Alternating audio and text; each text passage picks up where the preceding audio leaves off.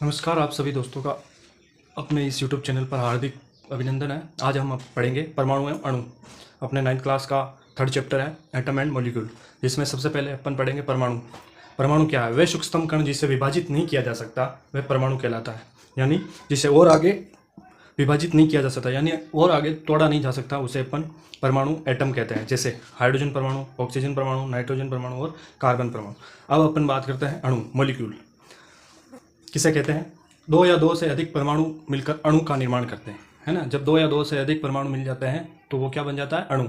जैसे हाइड्रोजन और हाइड्रोजन, एक हाइड्रोजन और एक हाइड्रोजन, दो हाइड्रोजन मिलकर क्या बना रहे हैं? हाइड्रोजन अणु। वैसे ही दो ऑक्सीजन परमाणु मिलकर क्या बना रहे हैं? ऑक्सीजन अणु। ठीक है। फिर बात करते हैं तत्व।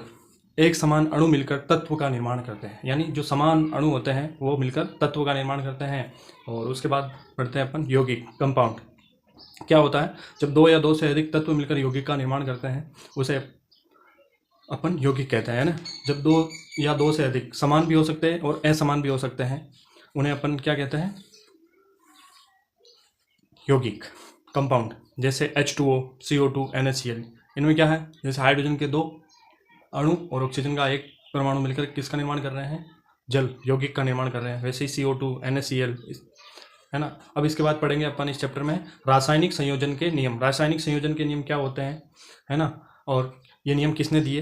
ये नियम अपने फादर ऑफ केमिस्ट्री, रसायन विज्ञान के पितामह लाउसिए एवं इनके साथी प्राउस्ट ने दिए थे, है ना। ऑक्सीजन की जिस वैज्ञानिक ने खोज की उसका नाम प्राउस्ट है। प्राउस्ट ने ऑक्सीजन की खोज की। इन्होंने दो नियम दिए हैं। पहला है द्रव्यमान संरक्षण का नियम और दूसरा है स्थिर अनुपात का नियम।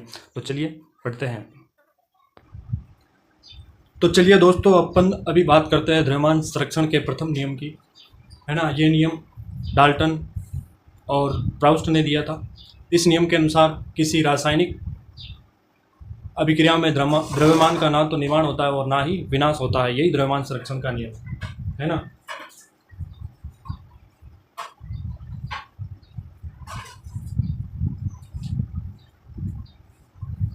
फिर बात करते हैं स्थिर अनुपात के नियम की। इस नियम के अनुसार किसी भी यौगिक में तत्व हमेशा एक निश्चित द्रव्यमान के अनुपात में उपस्थित होते हैं, है ना। जो यौगिक होता है उसमें जो तत्व होते हैं, अपन ने पढ़ा था परमाणु से अणु, अणु से तत्व, तत्व से यौगिक, है ना। जब दो तत्व आपस में मिलकर एक पदार्थ का निर्माण करते हैं जिसे यौगिक कहते हैं, ठीक है। भिन्न भिन्न तत्व मिलकर यौगिक का निर्माण करते हैं, है ना। वो क्या होता है? एक निश्चित द्रव्यमान के अनुपात में होता है। यही स्थिर अनुपात का नियम है। इस नियम के अनुसार किसी भी यौगिक में तत्व हमेशा एक निश्चित द्रव्यमान के अनुपात में उपस्थित होते हैं। यही स्थिर अनुपात का नियम है। अपन स्थिर अनुपात के नियम में डाल्टन का परमाणु सिद्धांत पढ़ेंगे। डाल्टन का परमाणु सिद्धांत क्या कहता है कि सभी पदार्थ या द्रव्य परमाणुओं से मिलकर बने होते हैं। फिर दूसरा है परमाणु एक सूक्ष्मतम कण है जिसका रासायनिक अभिक्रिया में ना तो निर्माण होता है और ना ही विनाश। तीसरा परमाणु सिद्धांत है डाल्टन का, दिए गए तत्व के परमाणु का द्रव्यमान व रासायनिक गुणधर्म समान होते हैं। दिए गए तत्व के परमाणु का द्रव्यमान व रासायनिक गुणधर्म समान होते हैं। और अगला पॉइंट है अपना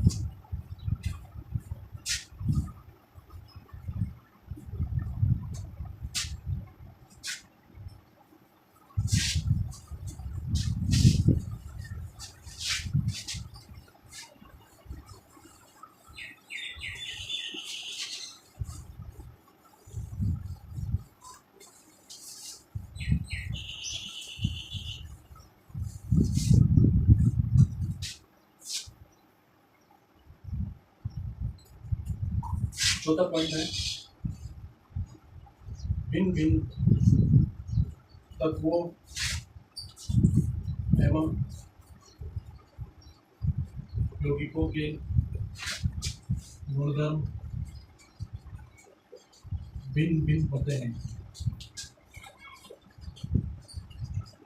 है ना। भिन्न भिन्न तत्व एवं यौगिकों के गुणधर्म भी भिन्न भिन्न होते हैं।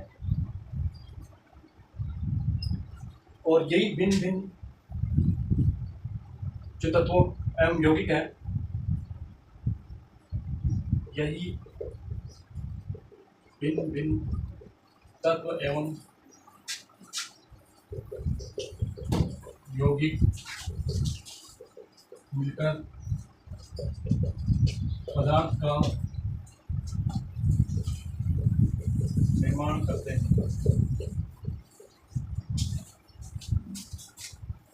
ठीक है दोस्तों, भिन्न भिन्न तत्व एवं यौगिक होते हैं, इनके गुणधर्म भिन्न भिन्न होते हैं और यही भिन्न भिन्न तत्व, परमाणु और यौगिक मिलकर नए पदार्थ का निर्माण करते हैं।